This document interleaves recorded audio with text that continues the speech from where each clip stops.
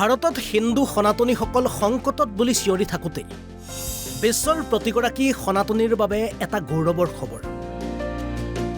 আজিৰ সময়ত প্ৰতিগৰাকী সনাতনীৰ বাবে ইয়াতকৈ সুখৰ খবৰ হয়তো থাকিবই নোৱাৰে। সনাতনী হিন্দু ধৰ্মাৱলম্বী লোকক আঘাত নকৰিব। হিন্দুক লৈ আমেৰিকাৰ সংসদত গৃহীত হ'ল নতুন বিধেয়ক।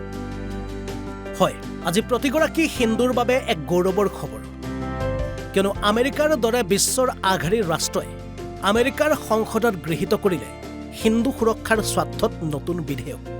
আচলতে এই বিধেয়ক 2023 চনৰ 27 মাৰ্চত সংসদত প্ৰস্তাৱ কৰা হৈছিল।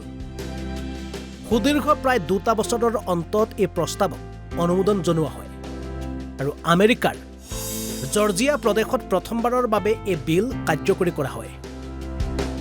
জৰ্জিয়াত কাৰ্যকৰী কৰা এই বিলত লিখা আছে, হিন্দু ধৰ্ম বিশ্বৰ সকলোতকৈ বৃহৎ আৰু অন্যতম পুৰণি ধৰ্ম।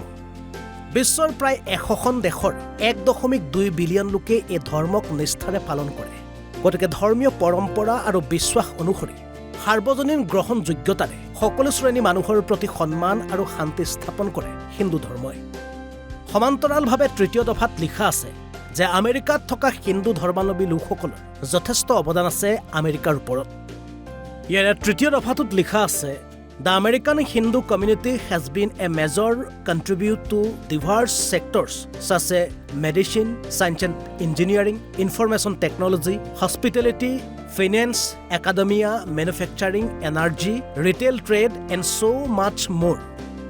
সমান্তৰালভাৱে 4 নম্বৰ দফাটো লিখা আছে, Hindu contribution of yoga, Ayurveda, medicine, food, music, arts, and more have enriched and cultural fabric and have been widely adopted in American society and enriched the lives of millions.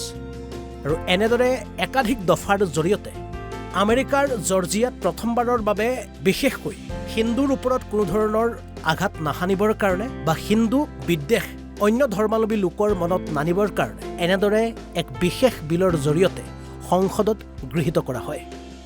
আৰু এই খবৰে নিশ্চয়কৈ বিশ্বৰ প্ৰতিগৰাকী সনাতন ধৰ্মাৱলম্বী লোকৰ বাবে এটা গৌৰৱৰ লগতে এক আশাৰ খবৰ। International desk report, Assam live 24।